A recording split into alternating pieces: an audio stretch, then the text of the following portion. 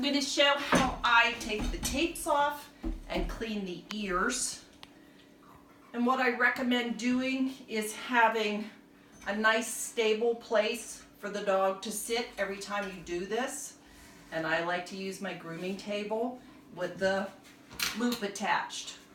The first thing I do is I come in here and cut the tape from the middle section and remove that. Then the bottom tape that formed the bridge, you remove it first. Then the piece at the tip, find the end and just take it off.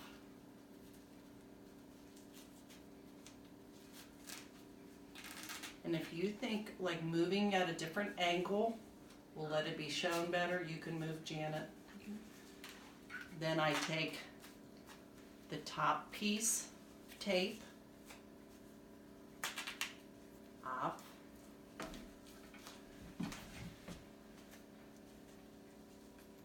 Which usually this comes right off. It's really adhering this time, which isn't a bad thing.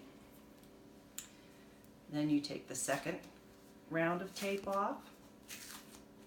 And I always tape going in one direction, so when I go to remove it, I know exactly where the ends of my tape are. Now with the bottom one, what I do is I have safety scissors, as you can see with the tip. You can run it up under the tape, and that way you're not worrying about cutting the ear, and cut through that bottom piece, holding on to the ear. And down. You just pull it right off the ear. That's one. Now the second one, we're going to do the same thing. Take off this bottom piece that formed the brace. Take off the top piece around the tip of the ear first.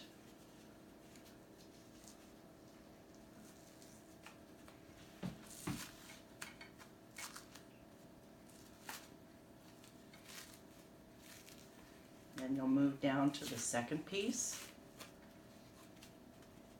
And if it wants to stick to your foam piece, this is all perforated, so you can just tear that off and leave it stuck to the foam, as long as the ear's uncovered.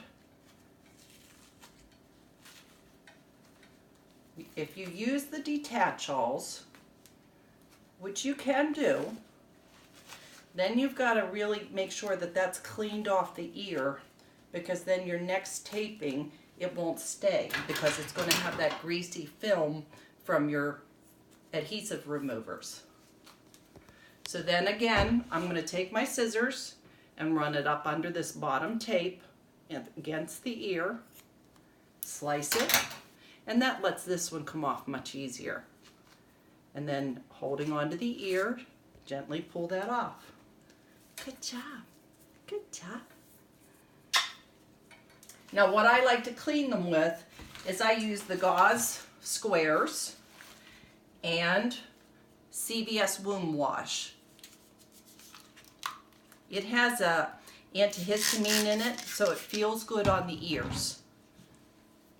Then you start back here, make sure you clean where you've folded back the ear, because this can get little gunkies in it, and that's a place you have to watch to see if they get any soreness from the tape, because that's a stress area with the tape. Then you want to clean inside the ear also, even taking your finger and putting it down inside. As you can see, you get lots of gunk. And you want to make sure that's cleaned out, because they can get yeast from that gunk. And I'm going to clean it again, easy. And most times, once these ears are healed, they enjoy getting them cleaned. It feels good to get all that out of their ears. Good job. Now we're going to do the other side.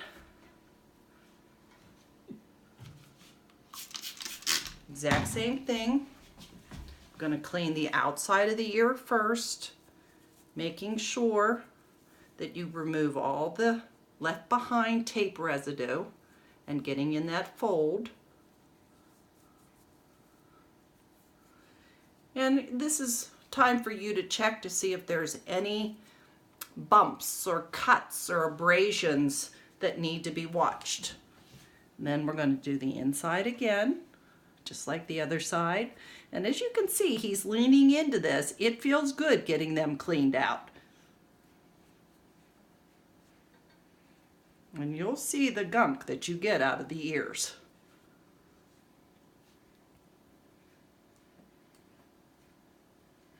And down inside the fold.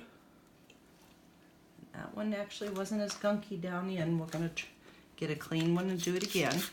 Stay. Good boy. Good boy. Yes. Let me see. Yes, good job. Good job. Yes. Good job. Yay! Yay! Wait. And I always like to do treats following any procedures like this so that they feel that these are good things to do.